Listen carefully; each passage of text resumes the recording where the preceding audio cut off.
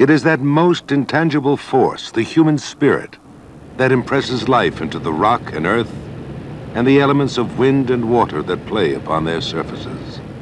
One such force was in the person of a lean and bearded Scotsman, John Muir. Born in Dunbar, Scotland in 1838, his early life from the age of 11 years was spent in the northern reaches of Wisconsin, within the puritanical, Calvinistic bounds of his upbringing. He found free moments from his hard labor and spent them immersed in nature study and books. Eventually, his persistent and patient study of all aspects of nature would bring about the foundation for the preservation of at least part of our national wilderness and the interpretation of its value as an essential factor in life. Arriving in Yosemite in 1860,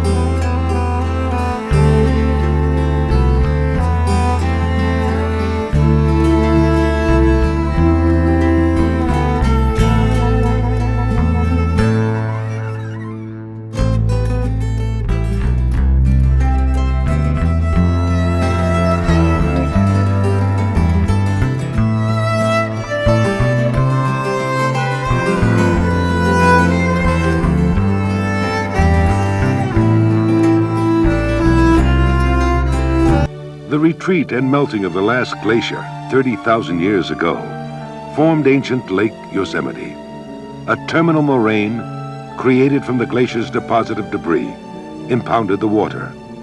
Inwash from the retreating glacier, and later the Merced River and Tenaya Creek, gradually filled the lake with silt and gravel, creating first a marsh, then the flat valley floor as it is today.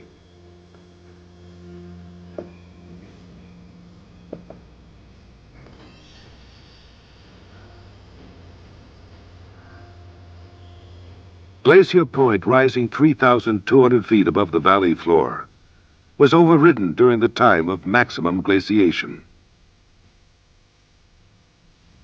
As profound as the glaciers were in the landscape, they were not the only force to shape it. Yosemite owes its distinctive cliff sculpture to the internal character of the rock found here. Most granite is cross-cut by a grid of deep fractures called joints. The shape of the granite is also attributable in part to its joint structure. In some granites, the joints are far apart, dividing the rock into great angular blocks or thick sheets and creating high, smooth cliffs, as seen in the rock face of El Capitan, rising 3,000 feet from the valley floor. The Three Brothers Formation is remarkable for its strongly asymmetric forms, due to the splitting of the rock along master joints. The smooth, sheer front of Sentinel Rock's tall shaft is determined by nearly vertical joint planes.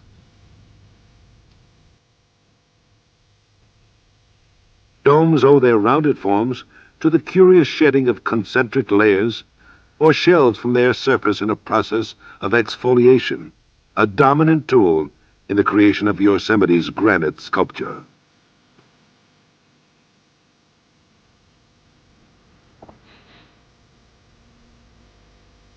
Lambert Dome's lopsided appearance was produced by glaciation.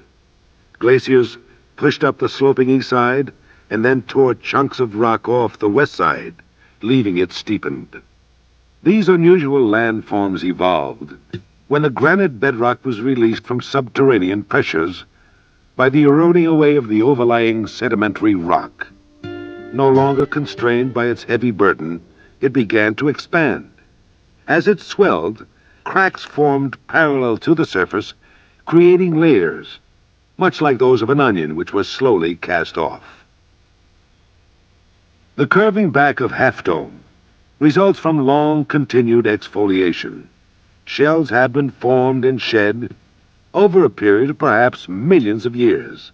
On the broad crown, the shells are less affected by snowslides and gravity and remain in place until they disintegrate into slivers and grains of rock. The 2,000 feet wall-like front of Half Dome is the product of vertical jointing and glaciation. The other half was sliced by deep, parallel joints into a multitude of thin standing sheets that allowed water to percolate through and freeze. In time, the north slope was a jumble of slabs and slivers. Glaciers came within 700 feet of the top, gradually plucking away the sheets, undermining the rock above, and sweeping away the debris.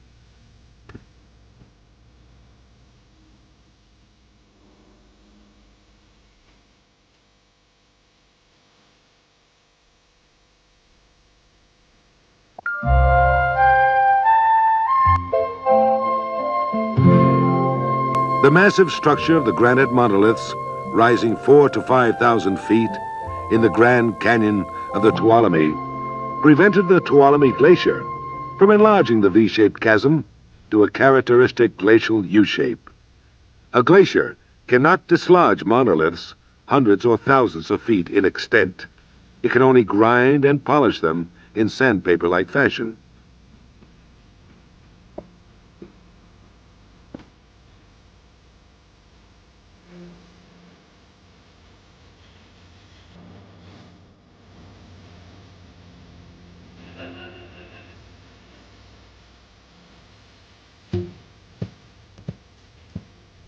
Within the chasm are irregularities that deflect the rushing waters of the Tuolumne River into fountains of silvery spray.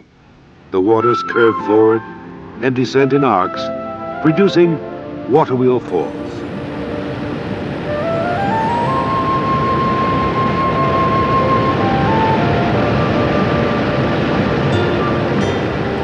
Wind and water, frost and heat continue the work of shaping the rock, eroding, weathering, and dismantling the weaker rock so that granite forms stand out in bold contour.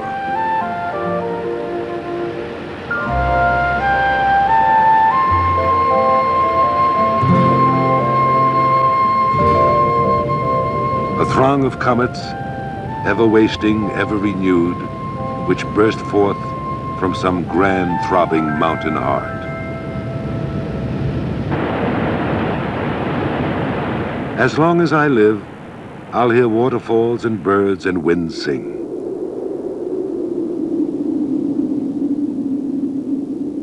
I'll interpret the rocks, learn the language of flood, storm, and the avalanche.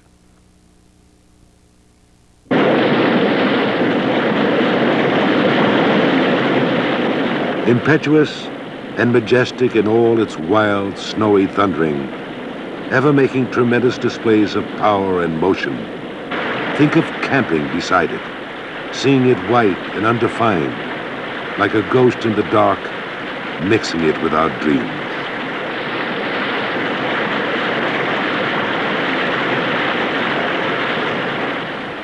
At the height of the flood in the warmest June weather, they seem fairly to shout for joy and clash their upleaping waters together like clapping of hands, racing down the canyons with white manes flying in glorious exuberance of strength, compelling huge sleeping boulders to wake up and join in the dance and song to swell their chorus.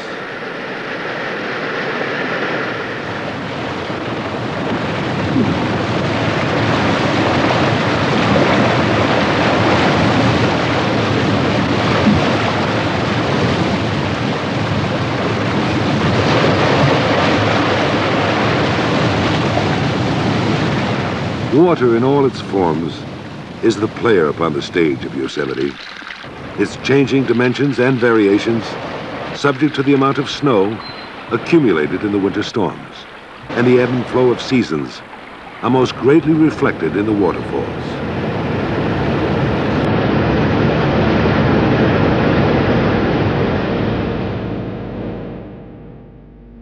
Many are ephemerals of short duration and small volume, unnamed and unmeasured, wispy, graceful visitors in the changing seasons.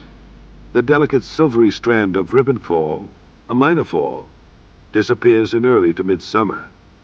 It is the highest single fall in North America at 1,612 feet. The thunder of falling water, plunging to the earth with such vigor that the ground vibrates, dramatically announces the arrival of spring. The valley is filled with its roar. The waterfalls are fed from snowfields on terrain so rocky that moisture has little chance to soak in and seep through slowly. Each cataract puts on its own show of leaping white water. Rainbows dance from the clouds of spray and foam and mist. A secondary rainbow is often visible.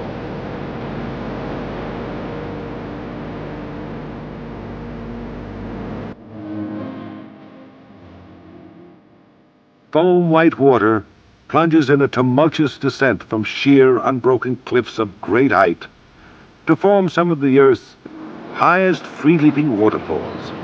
They're relatively rare in nature. Most are cascades broken in their descent by ledges. One of the most dramatic examples is the Bridal Veil Fall. When not agitated by the wind, it leaps over a 620-foot-high vertical wall to descend in a parabolic curve. More often, it flutters and sways like a filmy fabric.